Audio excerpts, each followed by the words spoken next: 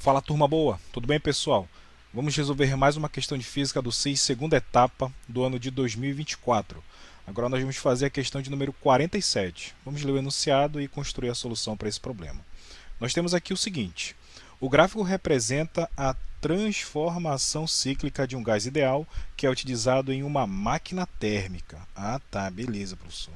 Tá aqui, ó, a transformação cíclica no diagrama pressão por volume. Aí ele coloca aqui embaixo: sabendo que em transformações isovolumétricas não há a realização de trabalho e que em transformações isobáricas o trabalho realizado é calculado pelo produto da pressão pela variação de volume ocorrida na transformação. A pergunta que nos vem é a seguinte: o trabalho realizado pelo gás em um ciclo completo dessa máquina térmica é igual a quantos joules? Tá bom, pessoal? Então, como é que nós vamos resolver esse probleminha? O que nós temos em mãos aqui? Nós temos aquele problema famoso de máquinas térmicas, ou seja, nós temos aqui um ciclo termodinâmico em que nós precisamos determinar o trabalho total realizado por essa máquina térmica. Tá bom? Professor, como é que a gente vai resolver esse problema?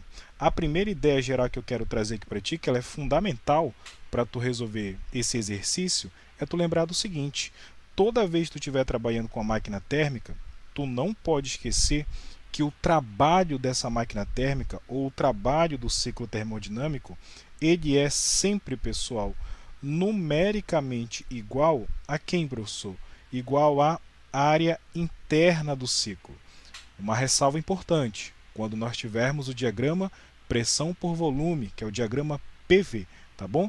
Que é inclusive o que está acontecendo aqui nessa questão. Então, tem o diagrama PV, tu quer calcular o trabalho da máquina térmica, o trabalho em um ciclo completo, basta que tu faça o cálculo da área interna desse ciclo, tá bom, pessoal? Então, essa ideia aqui, ela é extremamente útil. Então, você que já está revisando para a prova do SEI segunda etapa, você vai realizar ela no próximo ano, 2025, já anota essa informação que ela é extremamente relevante, tá? Então, quer dizer, professor, que o trabalho desse gás realizado em um ciclo dessa máquina térmica é igual, é numericamente igual, estou até colocando aqui o símbolo, a representação matemática de numericamente igual à área interna do ciclo. Então, se tu fizer o cálculo da área interna do ciclo, tu tem o trabalho nessa transformação cíclica. Tá legal, pessoal? Ah, tá, beleza, professor. Então, basicamente, o que nós vamos fazer aqui, gente? Basicamente, nós vamos fazer o seguinte, ó. Nós temos que calcular essa área bem aqui, ó, essa área interna do ciclo. Tá legal? E como é que a gente faz isso? Essa figura geométrica aqui é muito tranquila, né? Se tu perceber com bastante carinho aqui, ó, tu tem o seguinte: tu tem basicamente um retângulo bem aqui nesse pedaço e ao lado um outro retângulo. Então, por exemplo, se tu fizer o cálculo dessas duas áreas e somá-las, já é a área da figura total, tá legal? Lembrando que nós queremos calcular essa área total bem aqui, ó, que é a área interna do ciclo. Belezinha? Eu fiz aqui da seguinte maneira, tá, pessoal? Antes da gente proceder com o cálculo, eu quero que vocês percebam as unidades, tá, gente? Pressão está em Newton por metro ao quadrado e o volume está em metro cúbico. Então aqui tu não precisa fazer nenhuma transformação, porque as nossas unidades estão no SI, Sistema Internacional. E a nossa resposta também está no SI, que é o Joule. Tá beleza? Então não vamos fazer alteração nenhuma aqui. Ok, e aí o que eu vou fazer para resolver esse probleminha aqui? Ó? Eu pensei da seguinte maneira: existem algumas formas de tu pensar essa solução, mas eu pensei da seguinte maneira, vê se tu concorda comigo. Tu tem aqui, basicamente, três áreas, três retângulos, ó, que eu estou chamando de A1, A2 e A3. Três retângulos pequenos, tá? Se tu olhar com bastante atenção, a altura desse primeiro retângulo é a mesma altura desse retângulo de baixo, que é a mesma altura desse retângulo mais à direita. Tá bom? Então, os três retângulos têm a mesma altura.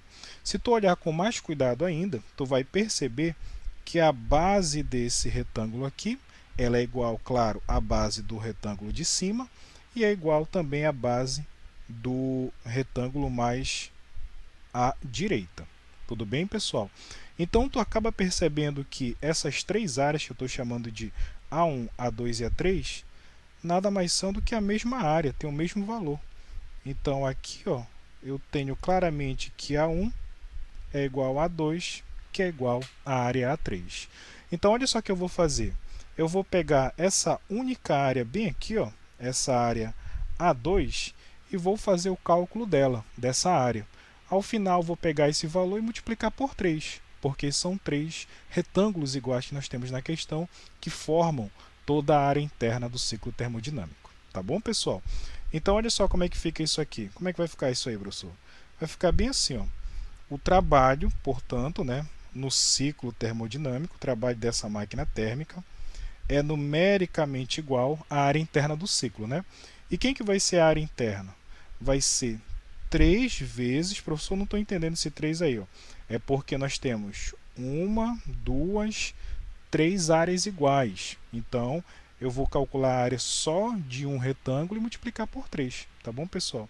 Então, vai ser 3 vezes, aí bora verificar a área desse retângulo aqui, ó, tá bom? Qual que é a área de um retângulo mesmo, né, pessoal? É a famosa base vezes altura. A base é quanto? A base é esse comprimento bem aqui, ó. E quanto é que vale isso? Esse valor aqui, pessoal, nada mais é do que 4/10 a menos 3 menos 2/10 a menos 3, ou seja, 2/10 a menos 3. Tá legal? Então, nós temos aqui que a base vale 2 vezes 10 a menos 3. Professor, mais uma vez, é esse valor menos esse outro aqui. Tá beleza, pessoal? Ah, beleza, professor. Vamos lá, vamos avançando. Então, essa é a base, aí vezes a altura. Ó. A altura é esse valor bem aqui. Tá legal? E quanto é que vale essa altura? É esse comprimento bem aqui, gente. E quanto que vale esse comprimento? Bem tranquilo, né?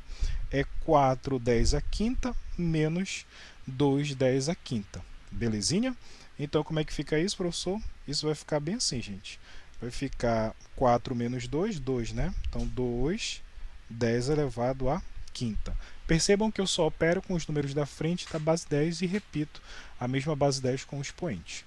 Beleza, ok. E agora, como é que fica isso? Nós temos o seguinte, ó. Trabalho desse ciclo termodinâmico será igual a quanto?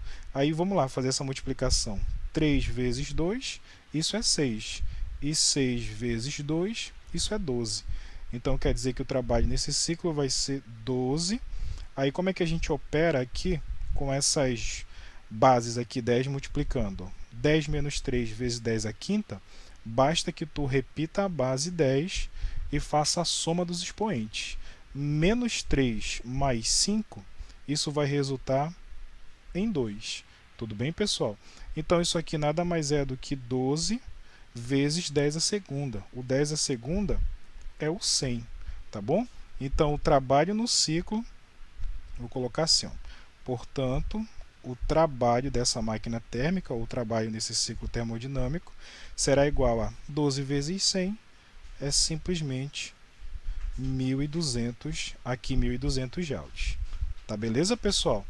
Então tá aqui, ó.